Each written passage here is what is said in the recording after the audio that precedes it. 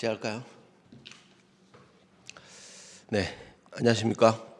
2025년 기출문제 행정법 해설을 시작을 하겠습니다. 저는 박문각 서울법학원에서 행정법을 맡고 있는 임병주입니다.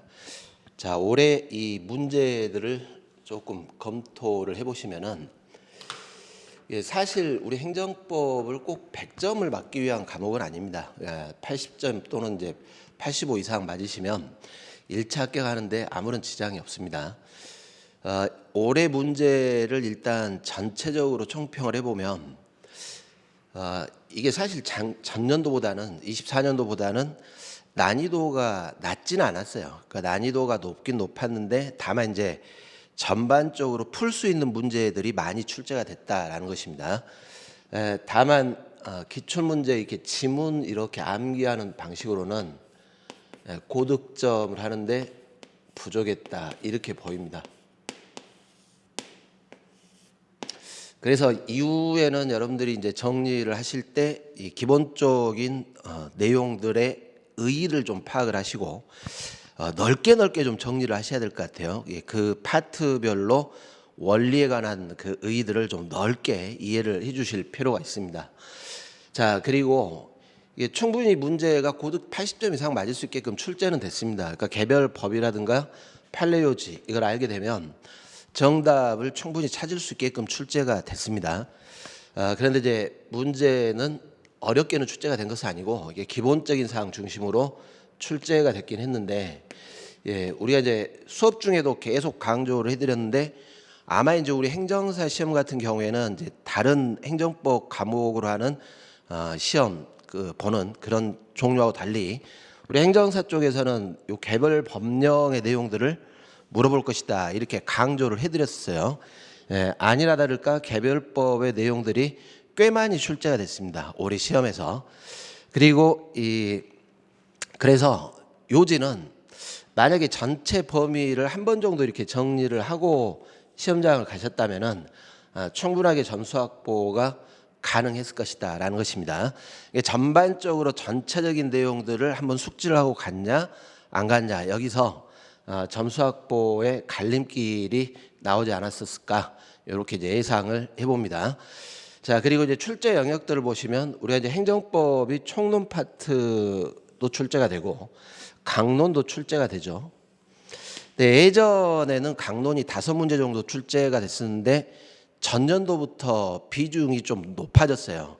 7문제가 출제가 되고 있습니다. 그러니까 총론 파트가 18문제, 그리고 강론이 7문제 출제가 됐었습니다. 이 부분은 2024년도하고 비슷한 출제 비중입니다. 자, 그리고 이제 총론 파트 쪽에 보시면은 개별 법령, 특히 이제 행정기본법에 관한 내용들 여기가 중심적으로 꽤 출제가 많이 됐습니다. 어차피 행정기본법이 우리가 의의 같은 거 파악하면서 봤던 내용들이 여기에 고스란히 들어가 있죠.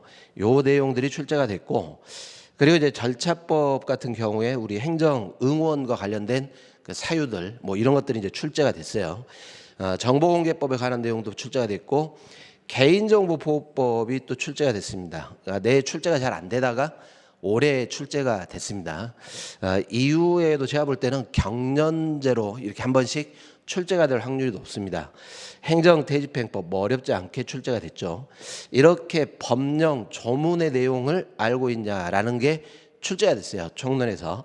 나머지는 이제 판례와 관련해 가지고 출제가 됐죠. 다만 이제 판례 비중이 조금 줄어들었다는 게 좀 특성 중에 하나입니다. 올해 문제에서.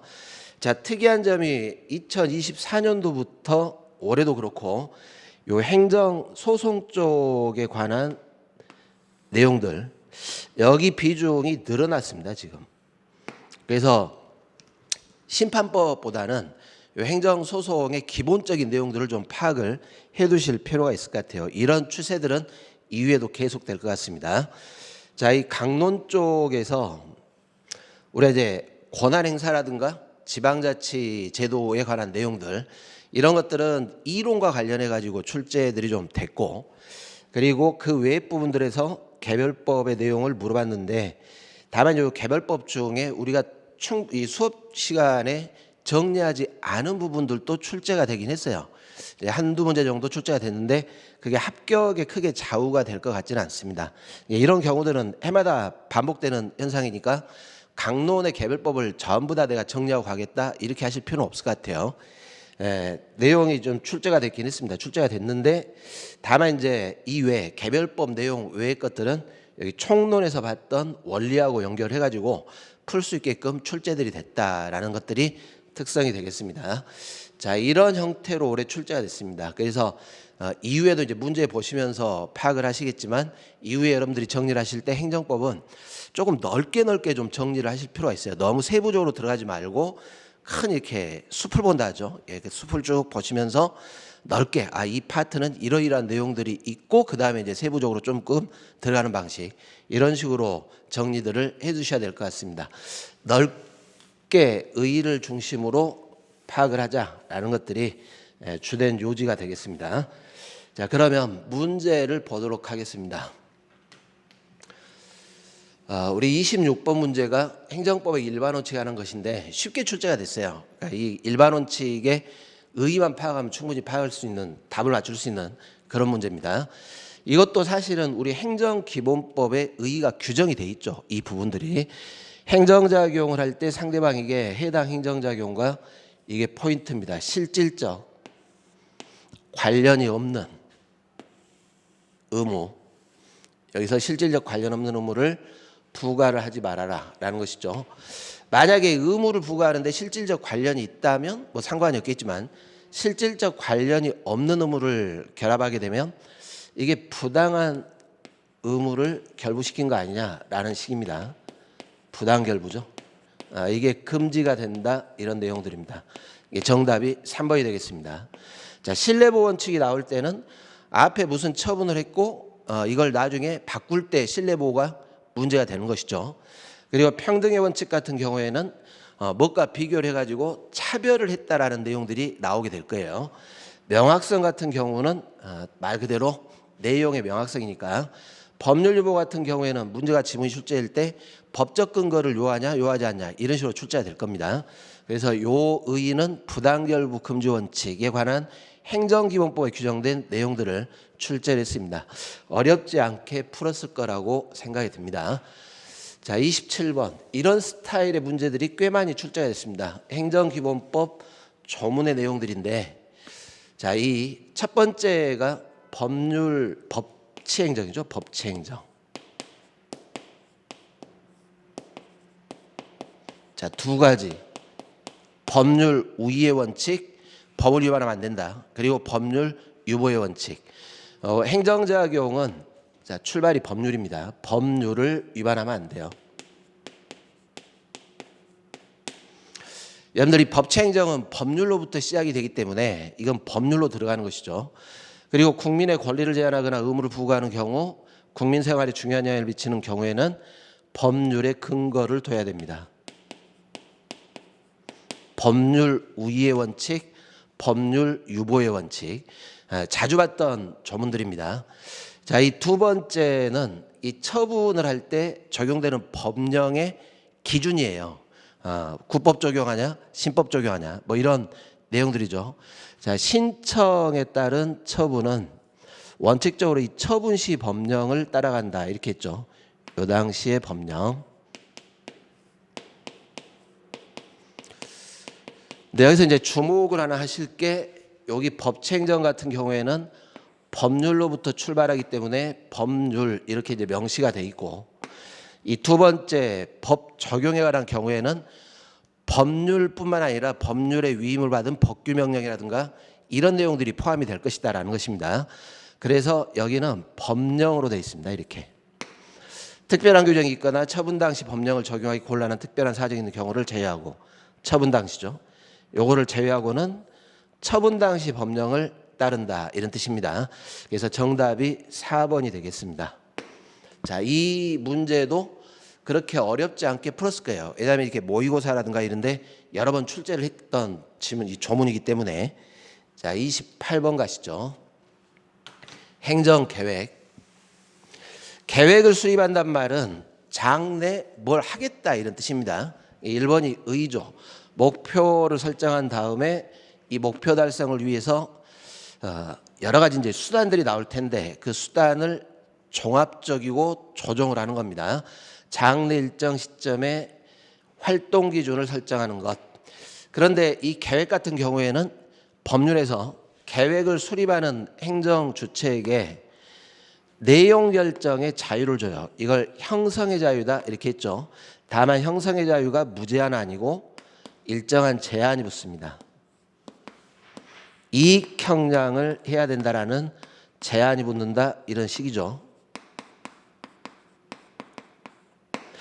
자, 이거는 공식이기 때문에 여기 지금 보시면은 3번 지문처럼 뭐 기반시설 조성을 위해서 도시군 군 계획시설 결정을 했다. 자, 계획이란 말이 나왔죠. 자, 계획이 나오면 다 이 논리로 푸시면 돼요. 어떤 계획이 됐건 이익 형량을 해야 될 제한이 붙는다. 그래서 광범위한 형성 재량이지만 일정한 한계는 설정될 것이다. 이런 뜻입니다. 자연환경 보호 등을 목적으로 도시관리계획 결정을 하는데 이게 재량이라는 거죠. 계획 나오면 행정청의 재량. 자, 그러면 이 계획이 뭐 이익 형량 같은 걸 위반해 가지고 위법이냐 아니냐 이게 사법 심사가 될 때는 사법부도 이 재량권을 존중을 해줘야 돼요. 당연하겠죠. 입법자가 재량을 줬기 때문에 사법부가 함부로 그 계획의 내용을 변경을 못하는 겁니다. 현저히 합리성을 결여를 했다거나 또는 뭐 일반 원칙, 형평이나 배려 원칙을 뚜렷하게 위반했다라는 사정이 없는 한 이렇게 해놨죠. 없다면 폭넓게 존중이 돼야 됩니다. 그래서 일탈남용 여부를 판단할 때 일반적인 처분에 관한 재량 처분에 관한 일탈남용보다 좀 더 이쪽이 형성재량을 갖고 있다라는 의미를 파악을 하시면 되겠습니다. 자, 그리고 이 계획이 처분성을 인정할 것이냐 말 것이냐 이게 시험에 출제가 된다 이렇게 했었죠. 그래서 구체적인 계획 같은 경우에는 처분성을 인정을 해주겠지만 이 포괄적이고 상위 계획들 주로 이제 이런 말이 붙는다 그랬어요. 기본 계획 또는 각종 종합 계획 이런 식으로 나오면 이런 것들은 처분성이 인정되지 않습니다. 이런 경우는 일반 국민에 대해서 직접적인 구속력이 있다 이 부분이 틀렸죠. 구속력을 인정하지 않습니다. 어렵지 않게 풀었을 거예요. 그 기준만 잡으면 된다 그랬습니다. 종합계획, 기본계획 이런 것들은 처분이 될 수 없다라는 내용들. 자, 29번으로 가시죠. 행정입법에 관한 설명입니다. 법규명령과 행정규칙을 구별해 주셔야 됩니다. 상급기관의 소속 공무원에 대한 업무 처리 지침. 그러니까 내부적으로 조직 내부에서 상급기관이 지침을 마련을 해주는 것이죠. 그러면 내부적 조직에 불과하기 때문에 이런 것들이 행정규칙에 해당하게 될 것이고 이런 행정규칙 같은 경우에는 내부적 구속력만 있는 것이지 외부적으로 구속력이 없어요. 조직 내부에서만 효력을 갖는다. 옳은 말입니다. 자, 원칙적으로 행정입법, 특히 법규명령 같은 경우에는 일반 추상적 효력이기 때문에 항고소송의 대상이 되지가 않습니다. 다만 처분법규라는 게 있다 이렇게 했었죠. 예, 이런 문장을 기억을 해놓으시면 돼요. 일반 추상적 효력이 아니라 이 자체가 바로 직접적으로 구체적으로 국민들에게 효력이 미칠 때가 있습니다. 집행행위가 필요가 없다는 것이죠. 집행행위 개입 없이 그 자체로 직접 이런 게 포인트죠.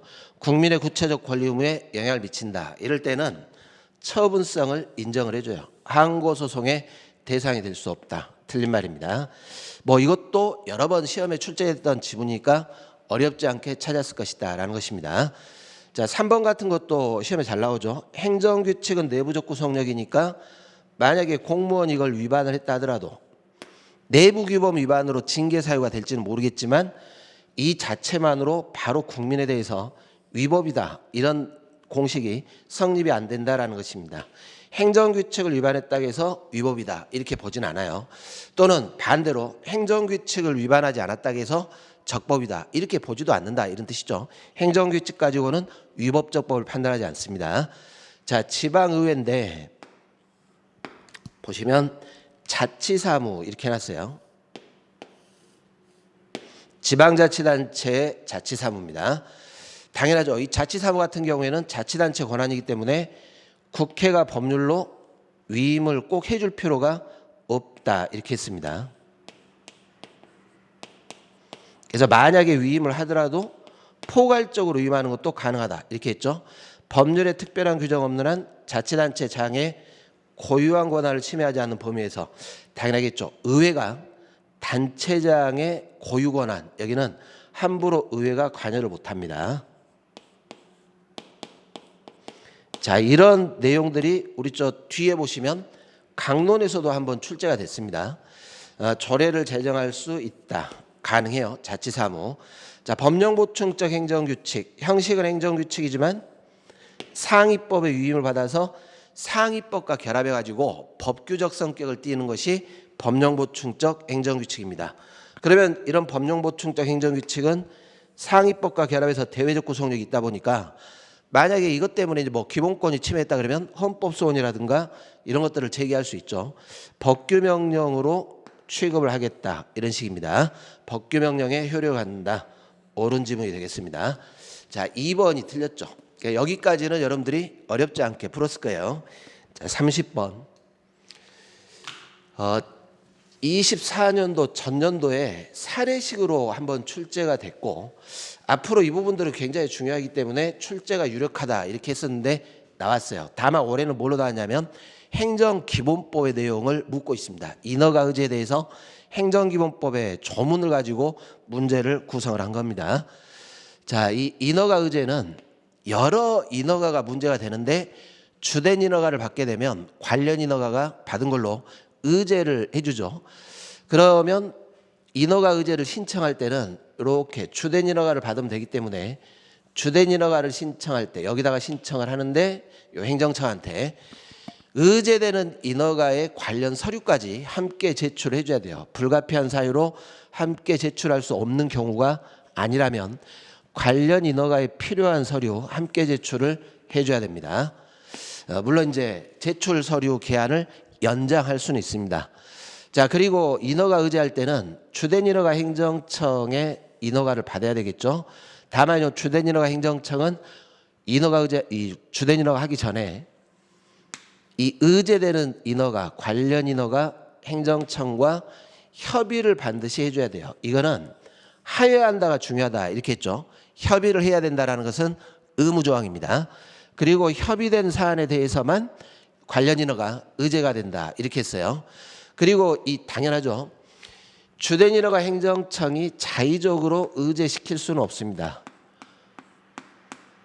이 의제되는 인허가 행정청의 권한이기 때문에 인허가 의제가 되려면 이렇게 주된 인허가 해당 법률에서 규정을 해줘야 돼요. 어떠한 인허가가 의제가 된다 이렇게.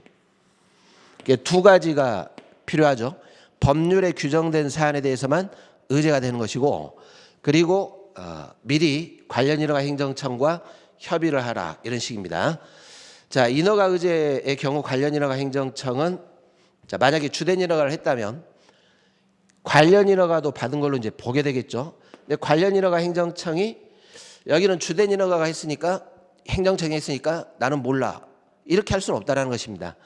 일단 주된 인허가 나왔으면 관련 인허가 나온 걸로 보게 되기 때문에 요 행정청이 사후 관리를 해줘라 이런 뜻이에요. 그래서 인허가를 직접 한 걸로 봐가지고 법령에 따른 관리 감독 등에 필요한 조치를 해야 한다. 자, 이 내용들이 전부 다 우리 행정기본법에 규정된 사안입니다. 그런데 여러분들 이 인허가 의제는 사실은 인허가를 신청하는 요 신청인 국민들을 위한 것이죠. 이렇게 푸시면 돼요. 그래서 분명히 이 부분도 시험에 나올 확률도 없습니다. 이렇게 했는데 어차피 인허가 의제가 국민들을 위한 것이다 보니까 인허가를 신청을 할 때 반드시 주된 인허가 신청을 하면서 이 관련 인허가까지 같이 신청을 해라. 이게 이쪽을 위한 것인데 이렇게 꼭 신청을 해야 한다. 이걸 의무적으로 할 필요는 없다 이런 뜻입니다. 사업을 하고자 하는 사람이 나는 주된 인허가만 받으면 돼 이렇게 한다면 주된 인허가만 신청할 수도 있어요. 꼭 의무적으로 관련 인허가까지 신청할 필요 없습니다. 애당초 국민을 위한 것이기 때문에. 그래서 인허가 의제 제도는 사업 시행자 이익을 위해서 만들어진 것이기 때문에 이쪽이 결정할 문제죠. 그래서 사업 시행자가 반드시 관련 인허가 처리를 신청할 의무가 있다 이렇게 해버리면 이게 틀린 말입니다. 내가 관련 인허가까지 신청을 할지 아니면 주된 인허가만 신청할지 자기의 이익에 맞게 하면 돼요. 의무적으로 꼭 신청하라. 이거는 아니다라는 게 우리 판례 입장이죠. 이 지문이 여기까지는 행정기본법, 이거 판례 입장, 여기 시험에 출제가 됐습니다. 자, 31번으로 가시죠. 직권 취소. 자, 이 부분도 우리가 많이 풀었던 문제입니다. 이 직권 취소를 할 때 당연해요. 이익 형량을 해야죠.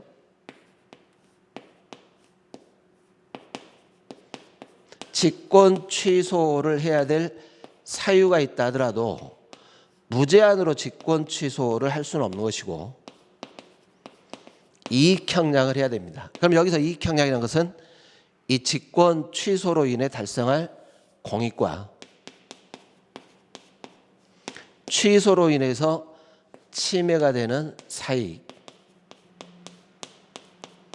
이런 사익이 처분에 대한 신뢰보호하고도 관련돼 있다 이런 식이죠. 이런 것들을 고려를 해줘야 됩니다. 필요가 없다가 틀렸죠. 이익 형량을 해야 될 의무가 있다. 행정청은. 그래서 처분에 하자가 있다고 해서 무제한으로 직권 취소를 할 수는 없어요. 처분청은 이게 사유입니다. 처분의 성립에 하자가 있을 때 이럴 때 직권 취소를 할 텐데 우리가 이 직권 취소할 때는 개별법에 특별한 규정이 없더라도 직권 취소가 가능해요. 직권 취소 자체는 행정청의 재량이다 이렇게 했죠. 별도의 법적 근거가 없더라도 가능합니다. 자, 행정청의 행정행위 취소가 있어요. 취소가 있더라도 그런데 이 취소는 원칙적으로 하자를 이유로 성립 당시 하자를 이유로 취소를 했기 때문에 원칙은 서구표죠. 근데 우리가 이제 구별을 하실 게 하나 있습니다. 여러분들 철회라는 게 있죠. 철회는 적법한 행정행위였음에도 불구하고 처분 후에 발생되는 후발적 사유를 이유로 사정변경과 같은 후발적 사유를 이유로 행정행위 효력을 소멸을 시킵니다. 근데 여기는 장래적으로 소멸을 시켜요. 적법이기 때문에. 그러나 직권 취소 같은 경우에는 원칙적으로 처음부터 소급해서 효력을 소멸을 시킵니다. 자, 이게 이제 이론상의 차이점이죠. 취소와 철회의 사유, 차이점. 그런데 우리 실정법에 보시면은 이 취소라는 것과 철회라는 걸 구별을 하지 않습니다. 개별 실정법에서. 일반적으로 실정법에는 취소라는 단어를 사용을 하고 철회라는 단어를 잘 쓰질 않아요.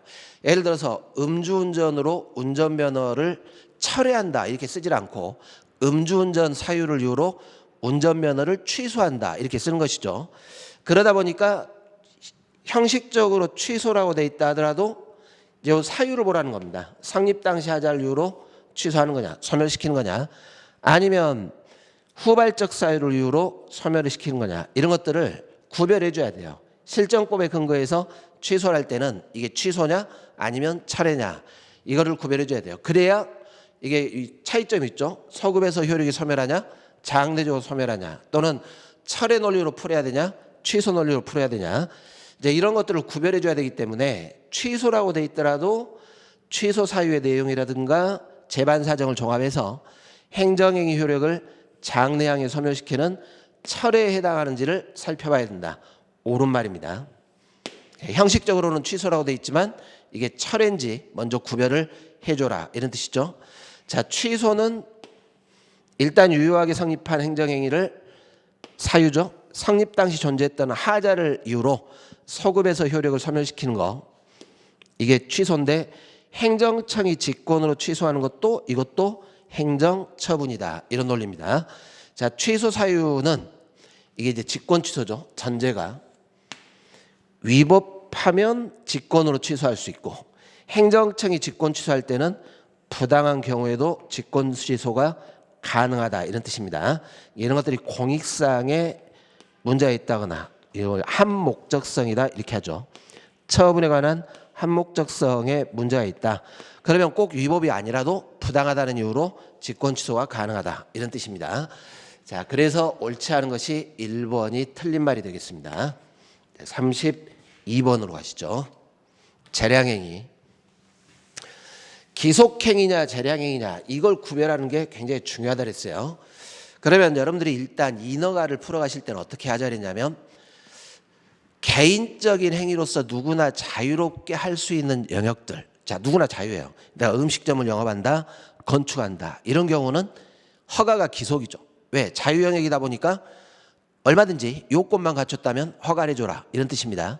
그러나 누구나 자유롭게 할 수가 없어요. 극히 예외적이거나 자유 영역이 아니다. 누구나 자유롭게 다 할 수 있다. 이런 영역이 아니라면 그러면 재량이다 이렇게 했어요. 인허가를 풀어갈 때는 그렇게 풀자는 겁니다. 자, 외국인 나왔죠. 체류 자격 변경 허가 외국인.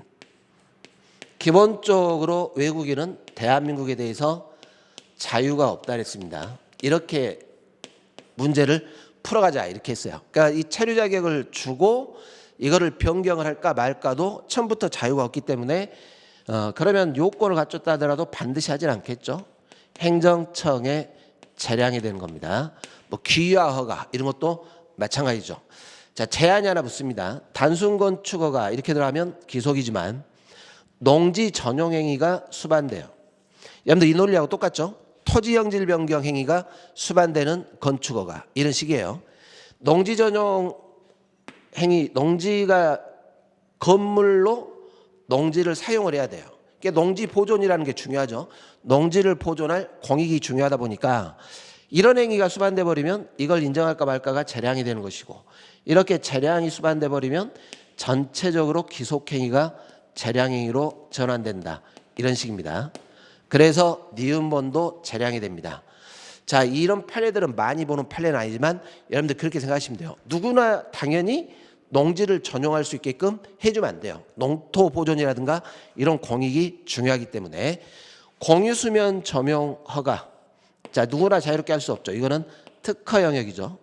권리를 설정받은 자만 할 수가 있습니다. 재량으로 들어가게 됩니다. 자, 제재 처분 중에 원칙적으로 제재 처분은 행정청의 재량인데 기속행위 제재 처분을 암기를 합시다 이렇게 했습니다. 그때 암기할 때 꼭 외웠던 게 이거였어요. 국유재산 무단점유했을 때 변상금 부과 반드시 부과해야 돼요. 외웠던 것 중에 포함이 되는 것이죠. 또는 음주 측정 거부를 이유로 면허를 취소하는 것, 뭐 이런 것들이 제재 처분 중에 대표적으로 출제가 잘 되는 기속행위였습니다. 그래서 리을번은 제재 처분이지만 기속행위에 해당하는 제재가 되는 것입니다. 자, 재량은 세 가지죠. 기역, 니은, 디귿. 정답이 4번이 되겠습니다. 자, 33번으로 가시죠. 행정지도도 우리 행정절차법의 조문을 보시면 되는데 어렵진 않다 그랬어요. 지도를 할 때는 지도를 하는 자가 신분을 밝혀야 되죠. 그리고 행정지도는 이게 임의적이다 보니까 그러니까 상대방에게 강제성이 없습니다. 지도를 따를까 말까는 임의적.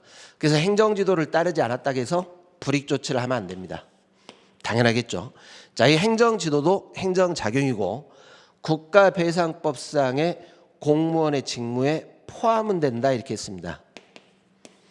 우리가 이 국가배상법의 공무원의 직무에는 사경제작용을 제외하고 민법을 적용할 사경제작용 외에 모든 행정작용은 다 일단 포함이 되는 것이죠. 다만 이제 나머지 요건, 인과관계라든가 이런 것들을 구비했냐 이게 문제가 되는 것이고 일단 직무에는 포함돼요. 포함되지 않는다 틀렸죠. 자, 이런 질문들도 굉장히 많이 풀었던 문제입니다. 우리가 모의고사나 이런 데서. 자, 행정지도의 상대방은 의견 제출할 수 있죠. 부당 강요하면 안 됩니다. 비례 원칙을 지켜야 될 것이고 그래서 목적 달성의 필요 최소한의 범위에서 행정지도 상대방의 의사에 반해 부당하게 강요해서는 아니 된다. 당연한 말입니다. 다 행정절차법에 명문화되어 있습니다. 3번이 틀린 말이 되겠습니다.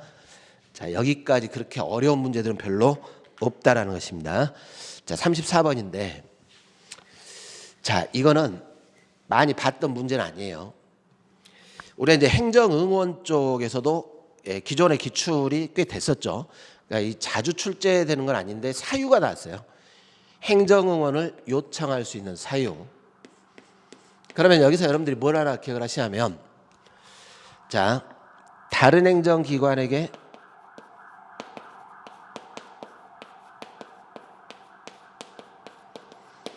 이 행정작용을 해야 될 행정기관이 응원을 요청을 합니다. 그러니까 여러분들이 응원이란 말은 결국 그거잖아요. 좀 도와달라 이런 식이에요. 그러면 이해만 하시면 되죠. 요 보니까 혼자서 처리하기가 힘들어요. 단독으로. 영역 자체가 굉장히 뭐 전문적이라든가 뭐 이런 영역이다 보니까. 그다음에 다른 기관이 응원을 해주는 것이 능률적이에요. 뭐 이러니까 요구를 하겠죠.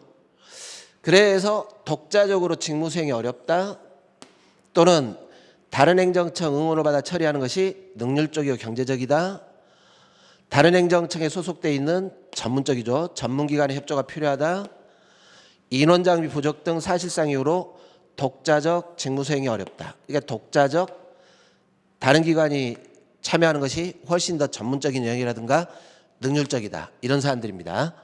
자, 근데 요 2번 같은 경우에는 조문이 없습니다. 행정 서비스에 대한 국민의 만족도를 높이기 위해서 필요하다. 굉장히 좀 포괄적이잖아요. 이렇게 추상적이고 포괄적으로 규정되어 있지는 않습니다. 그래서 2번이 명시가 된 경우가 아니다, 이런 식입니다. 자, 35번으로 가시죠. 자, 이 부분도 법 조문의 문제입니다. 이 보시면 공공기관 정보 공개하는 법률의 조문의 문제죠. 이런 스타일의 문제들이 많이 출제가 됐어요, 올해. 이의신청 부분에 대해서 조문을 물어봤습니다. 자, 이의신청. 일단 이런 게 사유죠. 비공개 결정 이의신청할 수 있겠죠. 부분공개 결정 이의신청할 수 있죠. 자, 그리고 이런 경우가 문제였죠. 원칙적으로 정보공개 청구하면 10일 내에 결정을 해야 되는데 부득이하면 10일 범위에서 연장. 최대한 기간이 20일이라고 그랬습니다. 근데 이 20일이 경과하도록 아무런 응답이 없어요. 결정이 없다. 네, 그러면 이의신청 들어갑니다. 여기 기억번이 20일이죠. 그래서 통지받은 날 또는 정보공개 청구 후 20일이 경과한 날로부터 청구권자가 이의신청을 할 때는 30일 이내에 이의신청을 하도록 되어 있습니다. 청구권자. 그러면 이의신청에 대해서 결과 통보를 해줘야 되겠죠. 7일 이내에 이의신청에 대한 결과를 통보하라, 이런 식입니다. 정답이 4번이 되겠습니다. 조문을 정리를 했냐 안 했냐가 정답 맞추는데 중요한 문제가 됩니다. 자, 36번으로 가시죠. 자, 이 문제는 여러분들 시험장에서 잘 보셨어야 돼요. 고정형 영상정보 처리기기입니다. CCTV와 같은 고정된 거죠. 그러면 이게 사실은 사유가 규정이 되어 있지만 굉장히 많다 그랬어요. 예를 들어 시설관리 목적으로 필요하다, 범죄 예방 목적으로 필요하다, 화재 예방 목적으로 필요하다, 뭐 이런 것들이죠. 이게 이제 뭐 범죄 예방 수사를 위해서 필요하다거나, 화재 예방을 위해서 필요하다거나, 교통 단속을 위해서 필요하다거나, 뭐 이런 식입니다. 그리고 최근에 개정되면서 추가된 것이 촬영된 영상 정보를 저장하지 않는데 저장을 안 해요. 대통령령으로 정한 경우, 이렇게 돼 있어요. 이 대통령령에 요게 지금 규정이 돼 있습니다. 출입자 수, 성별, 연령대 등 통계값, 통계적 특성값 산출을 위해 촬영된, 이걸 모르시더라도 이걸 보시면 돼요. 굳이 촬영된 영상 정보를 저장하지 않는 경우입니다. 자, 이럴 때는 고정형 영상정보 처리기기를 설치 운영할 수 있습니다. 근데 요 4번은 잘 보시면 촬영 사실을 명확히 표시해서 정보 주체가 촬영 사실을 알 수 있도록 하였음에도 불구하고 촬영 거부 의사를 밝히지 아니했다. 여러분, 고정형 CCTV는 나는 이 촬영을 거부한다, 만다, 이런 게 필요가 없죠. 그냥 그 상황을, 영상을 처리하기 때문에 그럼 이거는 뭐냐면 이동형일 때 그래요. 우리가 유튜브 영상 촬영 이런 것들을 생각을 하셔야 했죠. 이동형. 예, 내가 지금 유튜브로 누군가하고 인터뷰를 하려고 하는데 촬영 그 부사를 밝히지 않았다. 또는 걸어가면서 그 사람의 인물이 촬영이 되는데 그 부사를 명백하게 밝히지 않았다. 이럴 때는 촬영할 수 있다. 이런 식입니다. 그러니까 4번 같은 경우에는 고정형이 아니라 이동형 영상정보 처리기기 이런 방식입니다. 그래서 정답이 4번이 되겠습니다. 자, 넘어가시죠. 37번. 자, 우리 대집행법. 이 내용도 법 조문의 문제입니다. 그런데 이게 뭐 그렇게 어렵게 출제가 되지는 않았습니다. 자, 야간에 대집행하는 건 원칙 금지예요. 그런데 이 주간에 해가 지기 전에 시작이 됐어요. 그러다가 실행이 해가 진 후 야간으로 연장이 된 거죠. 이럴 때는 대집행이 가능하죠. 아니 된다. 틀렸죠. 자, 이것도 여러 번 출제가 됐던 겁니다. 자, 대집행에 요한 비용. 사무비 소속에 따라 국세 다음 가는 순위의 선취득권입니다. 자, 이걸 외우시자 그랬어요. 국세 다음 가는 취득권. 행정심판 제기할 수 있죠. 국세징수법에 따라 징수할 수 있습니다.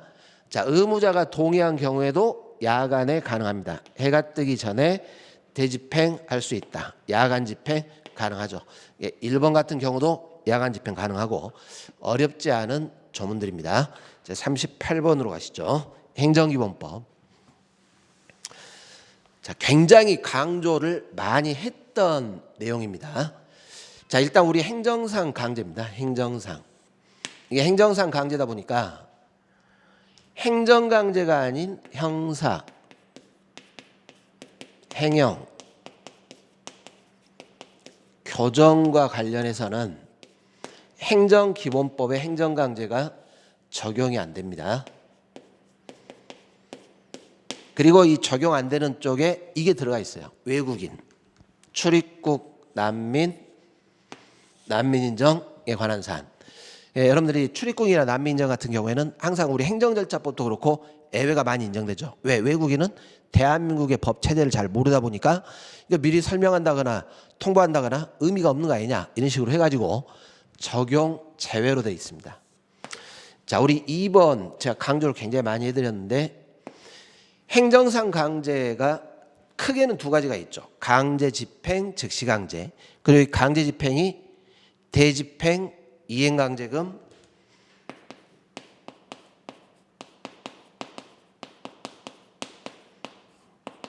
직접강제,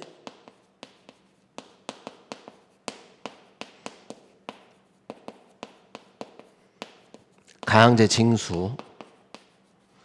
여러분들 강제징수 같은 경우에는 일반적으로 모든 의무가 아니라 금전 납부물을 체납했을 때, 국민들이 금전 납부할 의무를 체납했을 때 이때 강제징수입니다.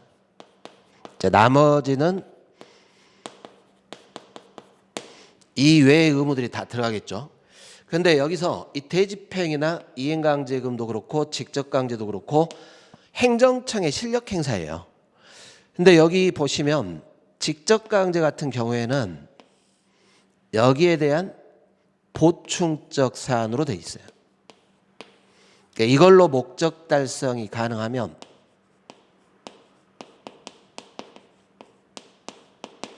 그러면 대집행이나 이행강제로 가야지 직접강제가 안 된다 이런 식입니다. 그러니까 여기에 대한 애죠. 이 두 가지 이걸 제가 굉장히 강조를 많이 해드렸어요. 분명히 직접강제에서 출제가 될 때는 이 부분 분명히 건들 것입니다. 이렇게. 자, 여기가 그 사안입니다. 직접강제는 다른 모든 수단으로 행정목적 달성할 수 없는 경우에만 허용된다. 이게 틀렸죠. 다른 모든 수단이 아니라 대집행과 이행강제금으로 목적 달성할 수 없을 때 이럴 때만 허용된다. 이런 식입니다. 자, 이행강제금을 부과받았는데 체납하면 일단 금전납부 체납 의무는 전부 다 강제징수예요. 국세강제징수, 지방세 여기 징수에 따라 징수한다. 의무불이행의 동기 목적 결과 이런 거 다 고려를 해야 되겠죠. 이걸 고려를 해서 본래 법정 이행강제금을 가중한다거나 감경할 수 있습니다. 자, 이행강제금 부과하기 전에 미리 계고를 해줘야죠. 이행기간을 정해서 이행강제금을 부과한다는 뜻을 문서로 개고를 해줘야 됩니다. 자, 이거는 우리 행정기본법에 명시가 되어 있습니다. 그래서 2번이 틀린 말입니다. 강조를 굉장히 많이 했던 지문입니다. 가시죠. 39번 항고소송. 국가기관도 취소소송의 당사자가 될 수 있습니다. 자, 이 말은 뭐냐면 국가기관도 원고가 될 수 있다 이 말이에요. 자, 예를 들어서 국민권익위원회, 국가인권위원회가 소방서장이라든가 또는 선거관리위원장, 국가기관이죠. 여기다가 처분했을 때 이쪽이 원고가 될 수 있습니다. 당사자가 될 수 있다. 자, 조례는 피고가 공포권자가 피고가 된다 그랬죠. 자, 지방의회가 의결을 했지만 외부로 표시하니 공포권자가 피고입니다. 단체장이 피고. 교육에 관한 조례라면 교육감이 단체장으로서 피고가 되겠죠. 대리권을 수여를 받았는데 대리관계를 밝히지 않고 그 자신 명의로 처분했어요. 자, 우리가 권한을 따라가는 게 아니라 항고소송의 피고는 명의 따라간다 그랬죠. 자, 대리관계를 밝히지 않았단 말은 피대리관청이 표시가 안 됐다 이런 뜻입니다.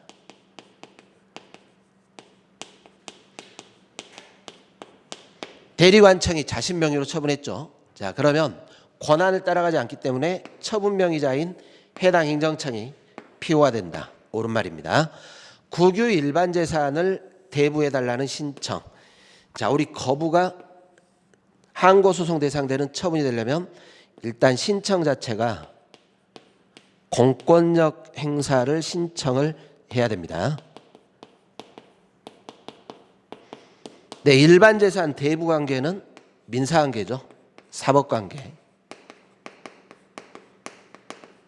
그래서 공권력이 안 되기 때문에 여기를 거부했다 하더라도 항고소송 대상되는 처분이 안 되는 것이고 항고소송으로 취소를 구할 수 없다. 옳은 말입니다.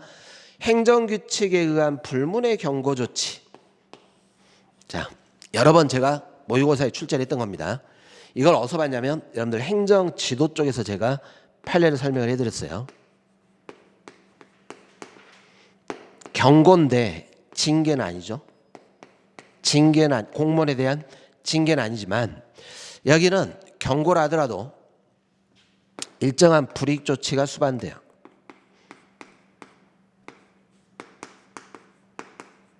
자, 이렇게 불이익 조치가 수반될 때는 공권력 행사로서 처분성을 인정을 해줍니다. 다만 그 근거가 행정규칙이라 하더라도 공권력 행사로서의 처분이라면 처분은 처분이다. 이런 논리입니다. 행정규칙에 근거했으니까 처분 아니다. 이건 아니라는 것이죠. 행정규칙에 근거하더라도 처분은 처분이다. 그래서 이건 암기를 좀 해주실 필요가 있어요. 수식어가 붙어있죠. 불문 경고조치. 자, 예전에 뭔가 잘해가지고 표창장을 받았는데 없던 걸로 하겠다. 기억나시죠? 이런 것들이 불문의 경고조치입니다. 이렇게 불이익조치가 수반될 때는 항고소송 대상되는 처분에 해당하게 됩니다. 해당하지 않는다 틀렸죠. 그래서 5번이 틀린 말이 되겠습니다. 자, 40번 행정심판. 어렵지 않게 나왔어요. 행정심판에도 사정재결이 있는데 무효등 확인심판에서는 사정재결이 인정되지가 않습니다. 1번 틀렸죠. 우리 행정심판법은 처분에 관한 항고심판만 규정되어 있고 당사자 심판은 규정이 없어요. 처분의 취소를 구하는 심판에서 당초 처분의 근거로 삼은 사유와 기본적 사실관계 동일성이 있다. 자, 이 범위 내에서 처분 사유 추가 변경이 허용이 되고 있습니다. 재결에 의해서 취소되는 처분이 당사자 신청을 거부하는 것을 내용으로 합니다. 자, 줄이면 이 거부 처분에 대해서 취소 재결이 나온 거죠. 그러면 거부 처분을 한 행정청은 이 거부 처분이 위법부당해서 취소가 됐으니까 재결의 취지에 따라 다시 뭔가 신청에 따라 처분을 해야 될 의무가 생긴다 이렇게 했습니다. 그러니까 이 행정청의 거부 처분이 위법부당했으니까 신청에 대해서 다시 처분해야죠. 심사를 해가지고. 자, 이걸 재처분 의무다 이렇게 했어요.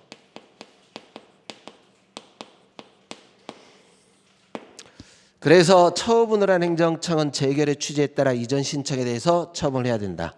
옳은 말이죠. 대통령의 처분은 법에 특별한 규정 없다면 행정심판 청구가 금지가 됩니다. 이것도 이해하실 때 대통령이 행정부 수반의 최고인데 대통령의 처분을 어느 기관이 판단하냐 이런 말이죠. 그래서 원칙적으로는 심판 대상에서 제외를 시켜놨습니다. 자, 41번으로 가시죠.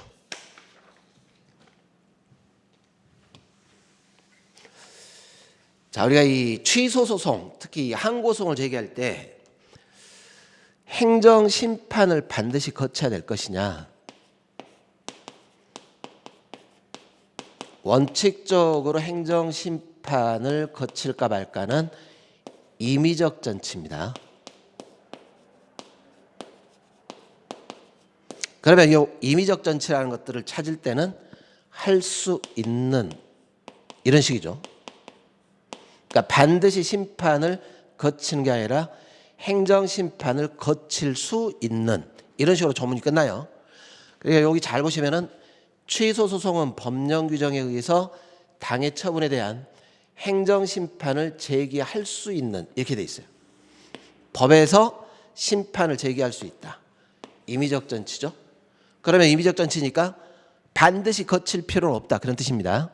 이를 거치지 아니하고 제기할 수 없다. 틀렸죠.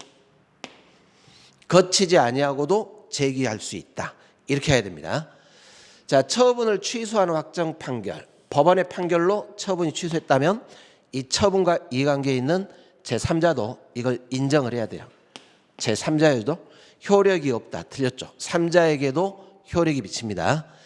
처분의 무효 확인을 구하는 소. 자, 원고가 이 처분은 무효다라고 주장을 하고 있습니다. 자, 이 무효를 주장하는 속에는 이게 포함되어 있죠. 위법한데 무효까지가 아니라면 그러면 법원이 취소를 해달라.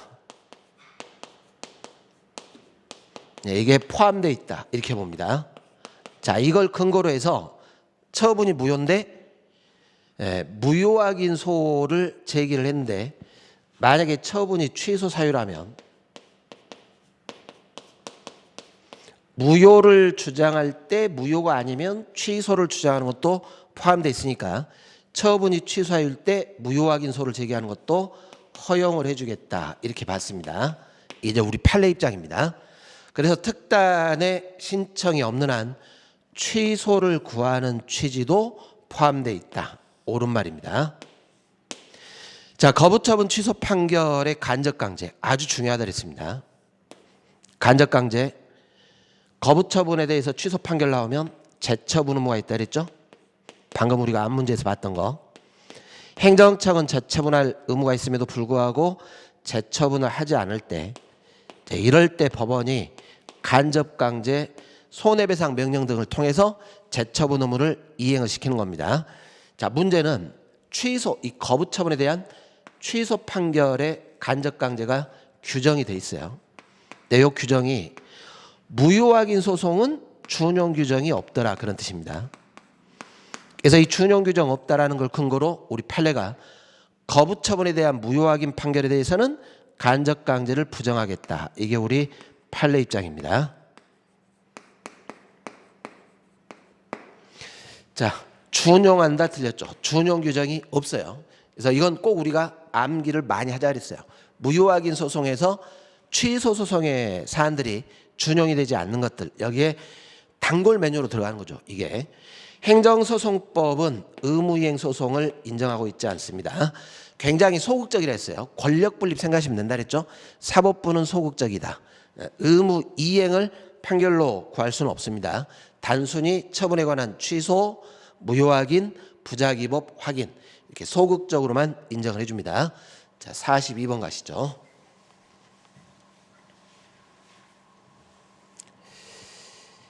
이 사업 시행자가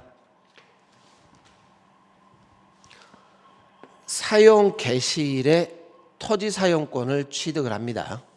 사용 개시일. 그런데 뒷말을 보시면 그 토지에 관한 다른 권리는, 이게 문제죠. 재결로 인정되지 아니하더라도 사용기간 중에 행사할 수 있다. 여러분들 상식적으로 생각해 보세요. 토지수용위원회가 재결로 인정을 안 했는데 이 권리를 사용기간 중에 행사한다. 이게 안 되겠죠. 재결로 인정한 권리를 사용기간 중에 행사를 하게 되는 겁니다. 자, 이 부분 때문에 틀린 말입니다.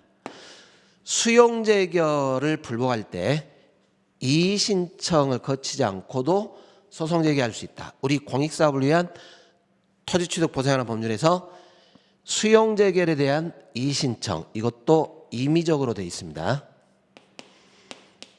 이의신청 거치고 소송 들어갈 수도 있고, 이의신청 거치지 않고 소가 들어갈 수도 있고, 이게 틀렸죠.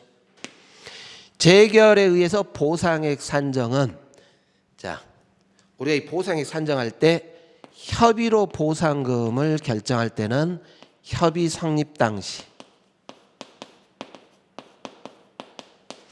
재결에 의해서 보상금을 결정할 때는 재결 당시가 기준이다. 이렇게 했어요. 협의 성립 당시, 재결 당시. 그래서 수용 개시 당시의 가격을 기준으로 한다. 틀렸죠. 재결 당시 가격을 기준으로 해줘야 됩니다. 자, 사업인정 처분이 당연 무효입니다. 앞에 처분이 무효가 돼버리면 이걸 기초로 수용 재결을 했다 하더라도 여기도 무효가 되겠죠. 무효가 되는 게 아니라 틀렸죠. 자, 이런 문제들은 여러분들 하자 승계하고 연관시키면 된다 그랬어요. 하자 승계, 서로 별개 목적이 됐건 동일한 목적이 됐건 그때는 앞에 처분이 무효라면 뒤에 처분도 당연 무효다. 보상액 산정을 할 때 해당 공익사업으로 인해 토지 가격이 변동됐습니다. 빈출되죠. 이것도 여러 번 출제됐던 겁니다. 자, 이 토지 가격 변동은 이 지금 사업 때문에 변동이 되는 거예요. 이것 때문에. 즉 애당초 이 토지 자체의 객관적 현재 가치가 아니라 해당 공익사업으로 인해서 가격이 변동된 겁니다. 우리가 이 보상을 할 때는 그 침해당하는 재산 자체의 객관적 가치를 보상하다 보니까 이런 가격 변동은 공익사업 때문에 이루어진 것이고 이런 것들은 고려를 하지 않습니다. 예, 법 조문들로 명시가 되어 있죠. 옳은 지문은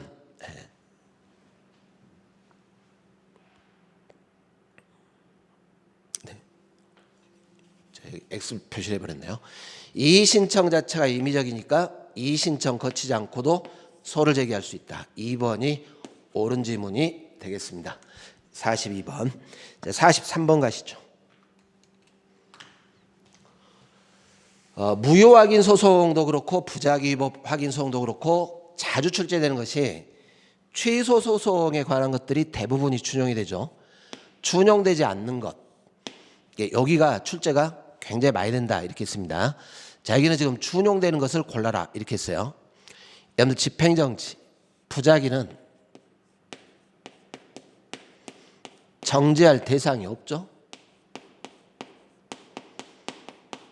적극적인 어떤 처분이 있어야 정지, 철거명령, 강제집행, 정지 이렇게 해야지.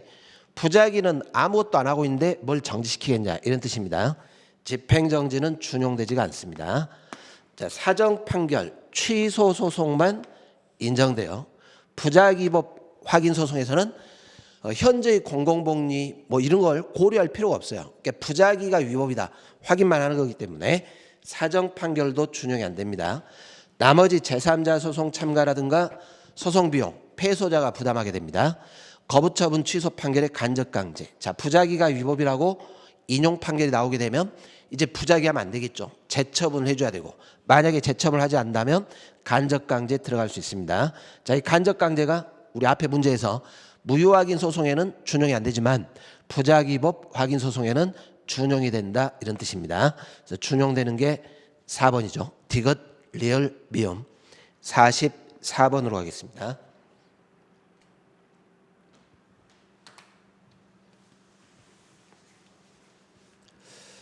상급 행정기관입니다. 상급 행정기관이 하급 행정기관에 대해서 승인동의 지시를 했습니다. 자, 이 승인동의 지시는 기관간의 행위일 뿐이죠. 그래서 국민의 권리 의무에 직접적 영향을 미치지 않으면 기관 간의 행위일 뿐이고 국민에 대한 처분이 되지가 않습니다. 우리가 행정처분이 되려면 국민의 권리 의무에 영향을 미치는 행위가 돼야 돼요. 1번이 틀렸죠. 법제처 국무총리 소속입니다. 중앙행정기관 설치 직무범위 법률로 정합니다. 소속 공무원 지휘감독하죠. 기관의 장이. 자, 그리고 합의제 행정기관을 둘 때도 이렇게 법률로 정하는 바에 따라 합의제 기관을 둘 수가 있습니다. 자, 45번.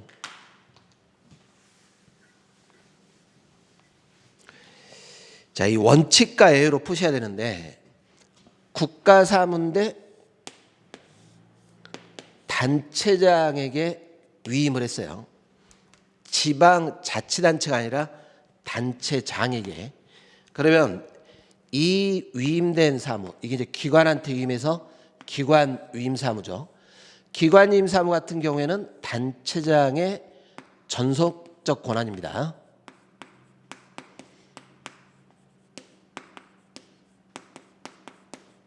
자, 그렇다면 원칙적으로 의회가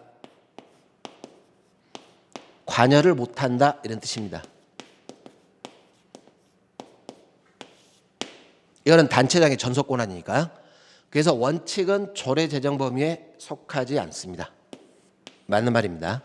물론 이제 법률에서 특별한 규정이 있다면 가능할 수 있겠지만 원칙적이죠. 자, 단체장은 기관 수임 사무. 자, 위임 받았어요. 우리가 위임은 똑같아요. 위임을 해줬다면 뭣도 가능합니까? 재위임도 가능하죠. 재위임. 그래서 그 일부를 위임기관장의 승인을 받아서 재임할 수 있습니다. 위임기관은 당연히 지휘감독권을 갖고 있겠죠. 그리고 처리가 위법부당할 때는 취소 정지도 가능합니다. 이거는 여러 번 기출문제에 출제했던 사안입니다. 수임사무처리관의 위임기관은 자 보세요. 위임을 해줬다면 이제 수임기관의 권한으로 이렇게 권한이 이전이 된 겁니다. 자, 권한을 이전해 놓고 수임기관이 권한을 가지고 사무를 처리해야 되는데 너무 적극적으로 이래라 저래라 말 못해요. 그러니까 지휘감독이라든가 취소정지는 가능하겠지만 권한을 넘겨준 상태에서 야 권한 행사할 때마다 내 승낙받아 이렇게 해버리면 안 된다 그 말이죠. 그래서 사전 승인을 받게 한다거나 협의를 요구할 수 없다. 맞는 말입니다. 여기도 여러 번 출제했던 문제입니다. 자, 자치단체가 국가사무를 수임할 때 수임을 했습니다. 자, 기본적으로 비용은 이것도 공식이에요. 위임을 해줬다면 위임자 쪽에서 들어가는 비용을 부담을 해줘야 됩니다. 자, 자치단체가 국가사무를 수임한 경우 수임한 자치단체에서 그 경비를 부담한다. 틀렸죠? 이쪽이 부담하는 게 아니라 위임자 쪽인 국가가 비용을 부담을 해줘야 됩니다. 상식적으로 풀면 되겠습니다. 권한 넘겨주는데 비용도 너네가 다 부담해. 이렇게 해버리면 문제가 생기죠. 자치단체 예산이 파탄날 겁니다. 46번 가시죠. 자, 주민에게 권리가 있습니다. 조례 제정 개폐 청구권, 폐지도 청구할 수 있습니다. 주민 소환 권리가 있죠. 자, 근데 이걸 이해하시면 된다 그랬어요. 우리가 소환이란 내가 직접 뽑았는데 대표자가 마음에 안 들어요. 그러니까 내려와 이 말이죠. 똑같습니다. 주민이 단체장을 뽑았죠. 또는 지방의회 의원을 뽑았어요. 그런데 마음에 안 들어? 그러면 소환하는 거예요. 그런데 비례대표 지방의회 의원은 주민이 직접 뽑은 게 아니라 정당에 투표를 해가지고 정당 투표율에 따라 선택이 된 겁니다. 그러다 보니까 여기는 제외시켜요. 그러니까 우리가 마음에 안 들어가지고 직을 박탈할 때는 직접 선출한 단체장이나 의회 의원이 소환 대상이 되는 것이고 비례대표 의원은 제외가 되는 겁니다. 그래서 틀린 말입니다. 자, 주민투표권 법률에서 인정한 경우에만 권리가 인정되는 것이고 이 주민투표권 자체가 헌법상의 기본권이라든가 헌법상 보장되는 주관적 공권은 아니다. 이런 뜻입니다. 법률로서 인정되는 권리이지 헌법상 기본권은 아니에요. 자, 단체장이 동일 수탁자에게 위탁 사무를 재위탁을 합니다. 할 때 지방의회 동의를 받도록 했다. 근데 보시면은 동일한 수탁자에게 재위탁을 하고 있죠. 한 번 위탁했다가 또 위탁을 하는데 자, 이런 경우는 지방의회 동의를 받아라 이렇게 했을 때 우리 판례가 그거예요. 야, 어차피 이 동의라는 것이 사전에 의회도 좀 검토를 좀 해보겠다 이런 말 아니겠냐 라고 해가지고 이게 어차피 지방자치 예산 같은 것도 다 포함되고 할 테니까 이게 본질적 단체장의 권한을 본질적으로 침해하는 걸로 볼 수 없다 이렇게 봤던 게 우리 판례 입장입니다. 이게 뭐 자주는 출제 안 되는데 참조를 좀 하시기 바랍니다. 자, 그리고 우리가 이 지방의회 의원 정수 2분의 1 범위에서 정책 지원 전문 인력을 둘 수 있습니다. 또 참조 정도만 하시면 될 것 같아요. 2번 같은 경우에 답을 찾는 데는 아무런 지장이 없습니다. 내가 직접 뽑은 대표만 소환 대상이다. 자, 47번으로 가시죠. 국가재정법인데 자, 우리가 이게 한번 출제가 됐어요. 이 국가재정에 대해서 총괄청, 기획재정부 장관이다. 자, 그리고 회계연도 경비는 당연하죠. 연도 세입 수입으로 충당을 합니다. 국가회계는 통상회계가 있고, 그러니까 일반적인 보통회계죠. 그럼 여러분들 통상, 보통하고 비교되는 게 특별이죠, 특별. 제가 볼 때 국어 문제 같습니다, 이게. 임시회계가 아니라 특별회계. 우리가 임시 같은 경우에는 정기에 반대되는 게 임시, 뭐 이런 식이잖아요. 주기죠. 이걸 가지고 푸시면 됐을 것 같아요. 통상과 비교되는 게 특별이다, 이렇게. 그래서 틀린 말입니다. 자, 자주 나오죠. 회계연도의 모든 수입을 세입으로 하고 모든 지출은 세출. 예산은 뭐 총칙, 계속비 이런 것들을 총칙하는 개념입니다. 3번이 틀렸는데 이게 이제 뭐 여러분들 기본수에 자주 나오진 않습니다. 이게 어떻게 보면 행정학에서 해야 될 문제인데 행정법에서 출제를 했어요. 이거는 순발력으로 좀 풀어주실 필요가 있습니다. 48번 경찰관 직무집행법상 경찰관의 직무범위입니다.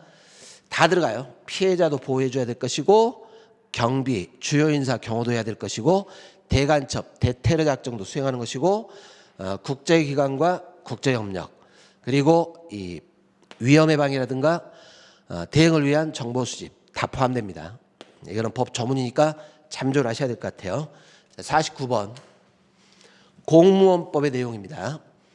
자, 그런데 이 공무원이 일반직 공무원이 있고 특정직 공무원이 있죠. 그럼 이 특정직 공무원을 찾을 때는 말 그대로 특정된 사무를 수행을 하는 거예요. 예를 들어 일반 동사무소에 있는 또는 저 자치센터에 있는 일반 행정직하고 좀 다르죠. 일반 행정직이 일반직이고 여기는 특정직, 법관이라든가 검사라든가 많죠. 이런 경우 특정 업무를 수행하는 겁니다. 자, 정무직은 대표적으로 뭘 생각하시면 된다 그랬어요. 정무직. 정식 공무원으로 시험 봐가지고 되는 게 아니라 우리가 선출로 뽑히는 사람들 있죠. 예를 들어 이제 국회의원, 지방의회 의원 뭐 이런 것들이 이런 직이 정무직입니다. 이게 이제 특수 경력직. 경력직이 있고 특수 경력직이 있는데 특수 경력직이 정무직 공무원은 특수 경력직. 직급이란 보세요. 급이죠. 급. 한 명의 공무원에게 부여할 수 있는 직무와 책임. 자, 이걸 직위라 합니다. 직위. 이것도 우리 행정학에서 나올 문제가 행정법에 나왔습니다. 직위. 직급은 급이죠. 급. 여기는 부여할 수 있는 직무 범위, 책임, 이것을 직위라 합니다.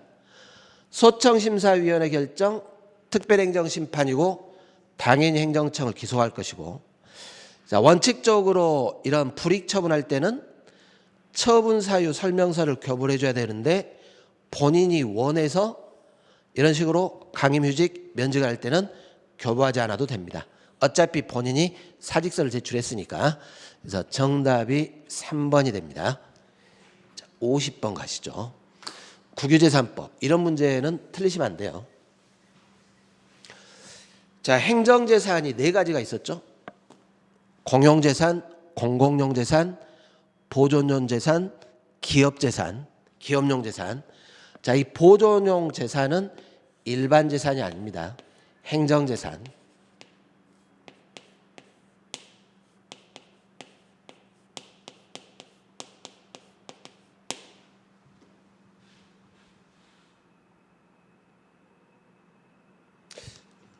편집을 제가 좀 잘못한 것 같네요. 이게.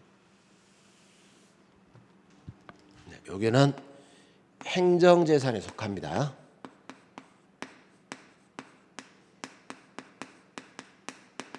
자, PPT 만들면서 편집을 잘못했습니다. 이 옳은 말입니다.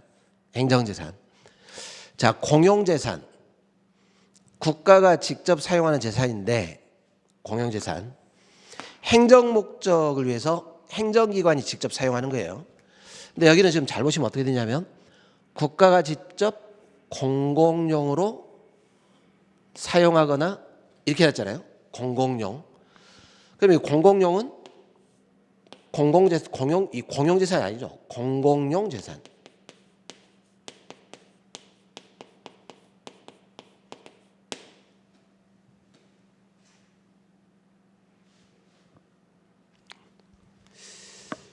제가 PPT 편집을 잘못했습니다. 50번 다시 찍을게요. 감독님, 카메라 감독님, 여기 50번 다시 찍을게요. 네. 시간 체크 좀 해주세요. 여기 다시 찍는다고.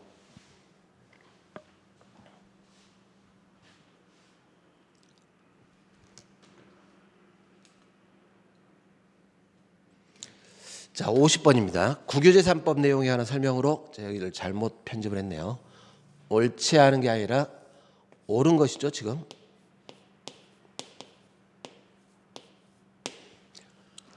자, 보존용 재산은 일반 재산에 속한다. 틀렸죠. 여러분들이 행정재산이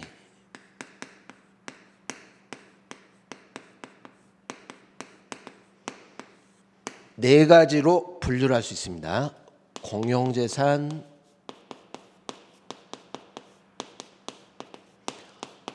공공용 재산,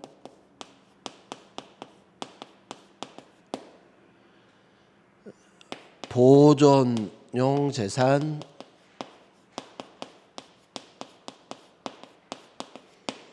기업용 재산. 여기가 행정재산이에요. 그런데 일반 재산에 속한다. 틀린 말입니다. 자, 공용재산은 공공용 재산하고 구별하셔야 됩니다. 공용재산은 일반 시민들에게 제공하는 것이 아니라 행정주체가 직접 사용하는 재산인데, 여기 2번에 보시면 국가가 직접 공공용으로 사용 이렇게 돼 있잖아요. 이런 것들이 공공용 재산이죠. 공용재산이 아닙니다. 여기는 공용재산 이렇게 했으니까 틀린 말입니다. 기업용 재산도 행정재산에 들어가요. 기업용 재산. 그리고 이 행정재산은 민법의 시효취득이 대상이 안 되는 것이죠. 공용폐지하기 전에는. 자, 사건이 설정된 재산은 이 사건이 소멸된 뒤에 국유재산으로 취득할 수 있습니다. 국가가 재산의 소유권을 취득할 때 사건이 설정됐다면 이 사건이 소멸돼야 할 수 있어요. 자, 그런데 이제 문제는 판결에 따라 취득할 때는 꼭 소멸돼야만 취득하는 건 아닙니다. 예외가 있습니다. 판결에 따라 취득할 때는 그러지 아니하다. 총괄청이나 중앙관서장은 소유자 없는 부동산, 국유재산으로 취득할 수 있습니다. 그래서 5번이 옳은 말입니다. 제가 PPT 편집이 잘못됐습니다. 1번부터 4번은 틀렸고 5번이 맞는 말입니다. 자, 여기까지가 우리 2025년 기출문제인데 이제 풀다 보시면 느끼시겠지만 총론이나 이런 내용들이 그렇게 어렵게 출제되진 않아요. 아주 세부적인 어떤 전문적인 판례들을 출제하고 있지는 않습니다. 전반적인 의의들, 기본적인 것들을 잘 알고 있냐 이런 거를 출제하기 때문에 여러분들 1차 준비로서 행정법을 하실 때는 너무 깊게 들어가지 마시고 넓게 기본적인 내용들 중심으로 파악하겠다 이런 것들을 꼭 기억을 해 두셔야 될 것 같습니다. 네, 여기까지 2025년 해설 강의를 마치도록 하겠습니다. 감사합니다.